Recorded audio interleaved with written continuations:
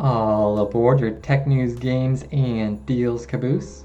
We have some AMD Ryzen 3000 retail listings to go over, some Titan V RTX, interestingly, and some Fallout 676 stuff. So let's start off with AMD Ryzen 9 3800X. Was listed on a RU retailer, I believe. And it looks like a lot of the comments are saying this kind of looks like just trying to promote itself, the site itself. But the actual details on some of the specs are similar to a December 5th leak. So that could either be the retail site taking it from this leak and kind of making it look like it, or we get two sources basically pointing towards the same numbers. So let's just quickly go over these. This is the Ryzen 9 3800X, a 16-core 32-thread CPU, and it's going to turbo clock up to 4.7, along with 5 gigahertz on the 3700X. So those are some good numbers, we'd have to say. And then there's a lot more of the Ryzen 3 series, and they go in detail if you want to check out each little detail for the leak. But here's all of that, and that's from the video cards. And then here's the December 5th, which also shows similar numbers. This was the 3800X at 4.7 gigahertz, same boost. So interesting to see that, but a lot of people are taking their daily dose of salt, so you should too, most likely. And we'll see actual release stuff at CES, most likely, because AMD has a planned event there for that. We also have some NVIDIA news with the Titan V. This is their Volta GPU. This isn't their non-RTX card.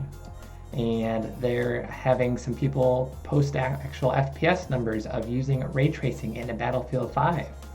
So this site actually notes that it's possible to use the DirectX ray tracing on DirectX 12 graphics cards, as long as the card is fast enough, through the extension of the DX12 API. So we see some people actually posting on a thread over at 3D Center, one of which was posting 69 FPS, which is the same as their 2080 Ti with 60 some ray tracing cores versus the Titan's V 0 ray tracing cores.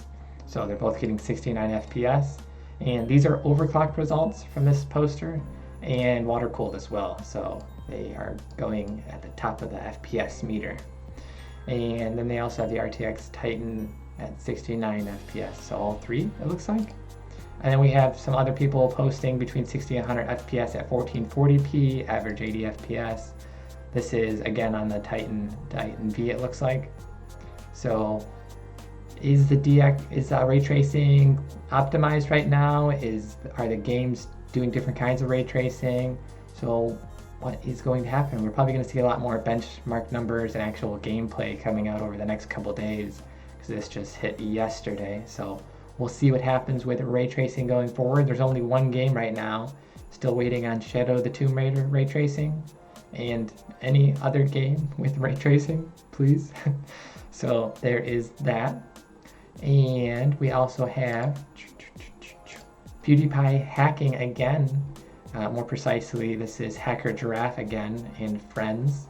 And they are hacking, well, just using, kind of just warning people in general about these hacks by trying to get people to subscribe to Pewdiepie.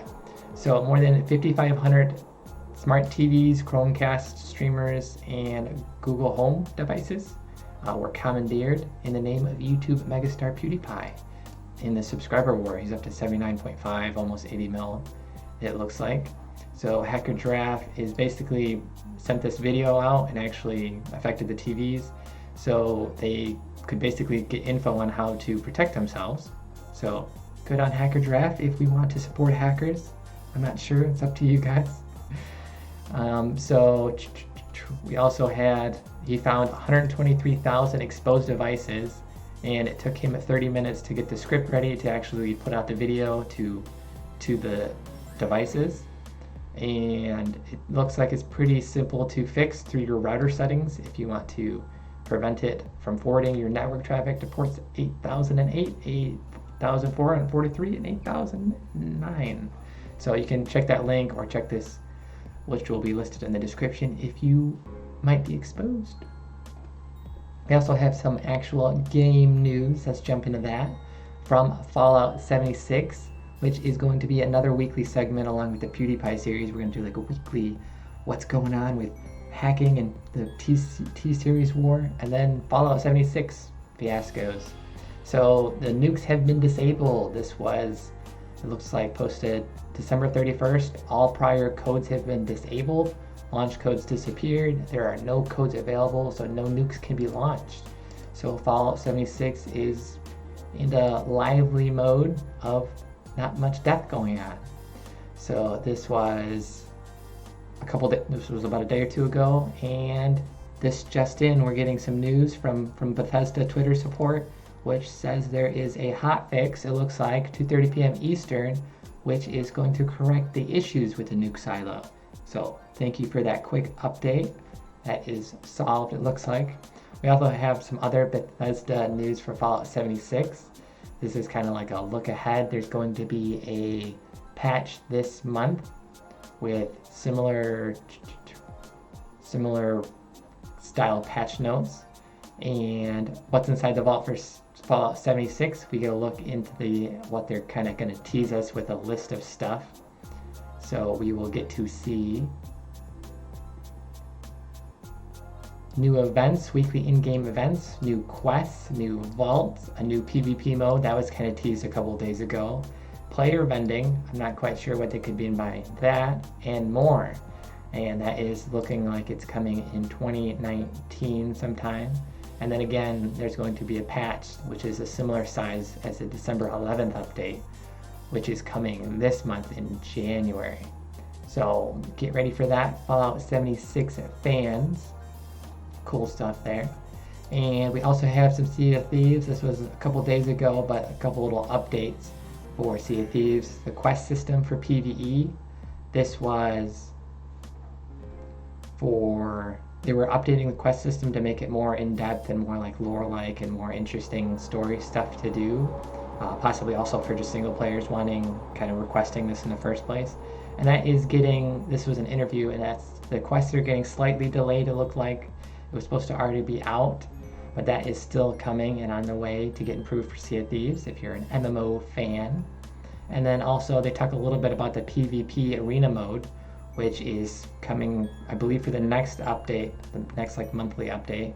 And they're playtesting the arena mode right now, and it looks like it's going to be kind of baited out in a way. Like in the interview, they talk about getting people to try it before it actually rolls out to the masses. So quests and PvP are coming to be even more awesome in Sea of Thieves pretty soon. And that arena mode, here's a little trailer for it. That looks like it's set for coming early 2019, a new competitive PvP mode. So cool stuff there. We have a couple of comments saying, I heart hackers. Apparently you support PewDiePie and hackers in general. Cool for you. Someone saying Happy New Year. You're a day late, buddy. Just kidding, that's fine. Someone saying I love you all. Someone is saying no nukes, hashtag no nukes. That's peace. And we will have another episode tomorrow at 3 p.m. Pacific. So check back for your daily dose of tech news and games. And with that, we will sign out for today. Pew pew, pew pew pew pew, pew pew.